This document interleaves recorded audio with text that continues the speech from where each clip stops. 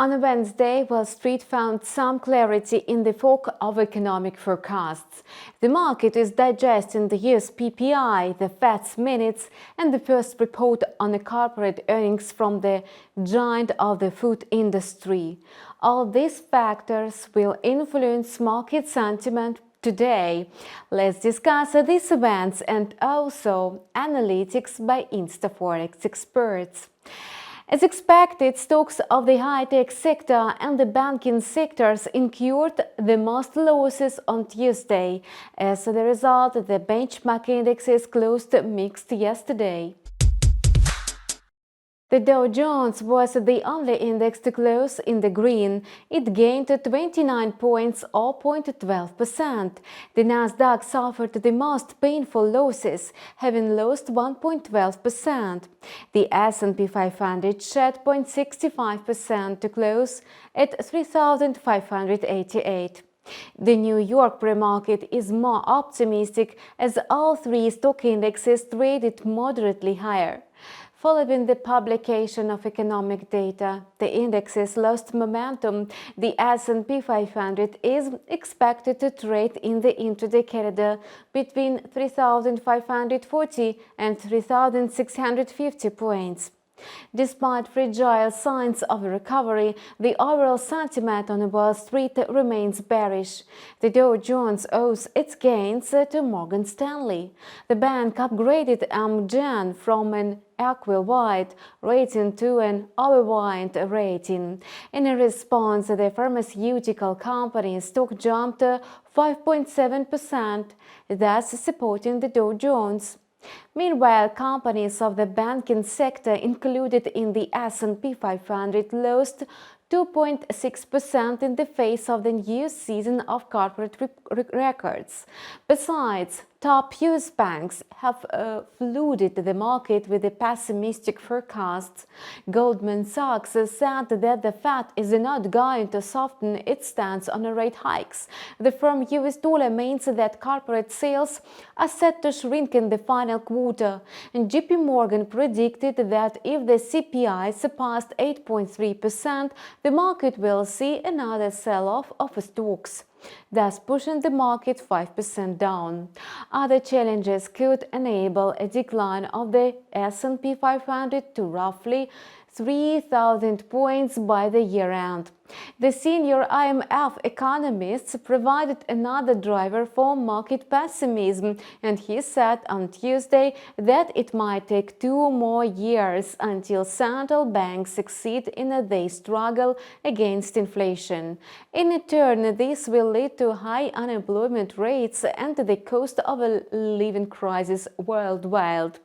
In the pre-market today, stocks were gaining ground, having digested all comments. Stocks of Apple, Tesla, Microsoft, Amazon and Meta traded mixed, and stocks of alien chips manufacturers such as Nvidia, Qualcomm, Micron, AMD and Intel also tried to recover. Today, Wall Street welcomed the first corporate report by PepsiCo. The company upgraded its forecast of annual revenue and profits thanks to a sharp increase in the price tags.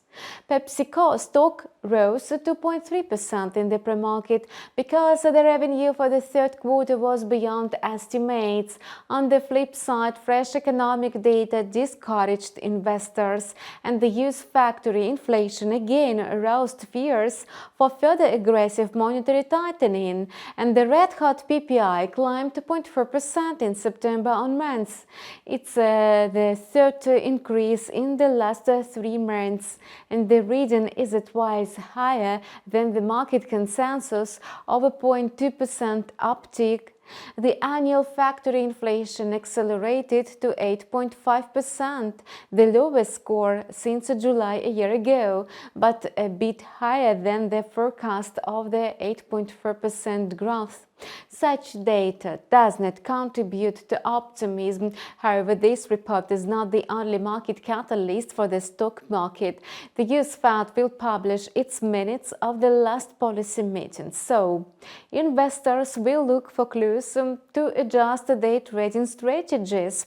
The US dollar has been advancing for 6 sessions straight. Its index is going up steadily. It has approached the level of 113.30 with the bullish prospects, and the intraday corridor is seen between 112.80 and 113.70. The hawkish Fed and the multitude of predictions for a rate hike in November give the US dollar the advantage against its rival currencies. The greenback owes its strength to gloomy forecasts from American banks, the IMF, and the World Bank.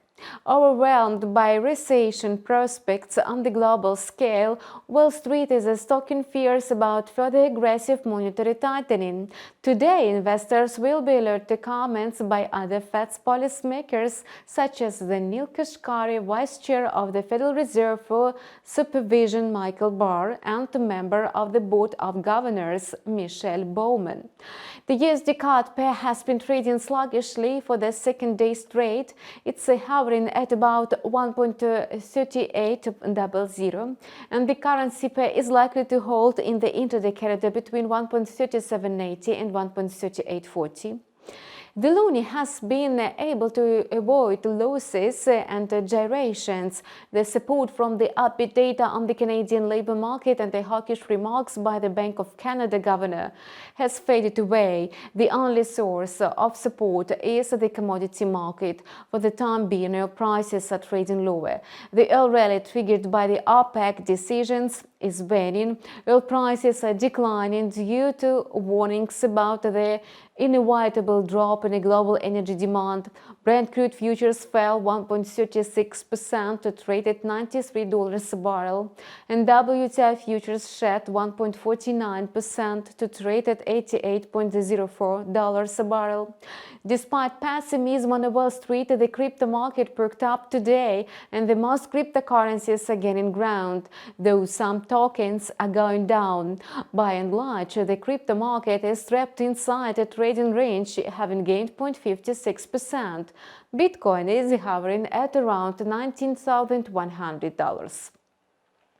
Ethereum is showing more active recovery. The second popular token grew 1.3%. Other popular cryptocurrencies like Solana, Ripple, and Litecoin are trading mixed today. As for the intraday outlook for Bitcoin, it's expected to remain inside the range between $18,600 and $19,400. And the flagship crypto is wound down by the Fed's minutes. The document might give a fresh impetus to the token. And the New York pre-market suggests another bleak session today. Make prudent trading decisions no matter what trend is unfolding. Good luck and see you tomorrow.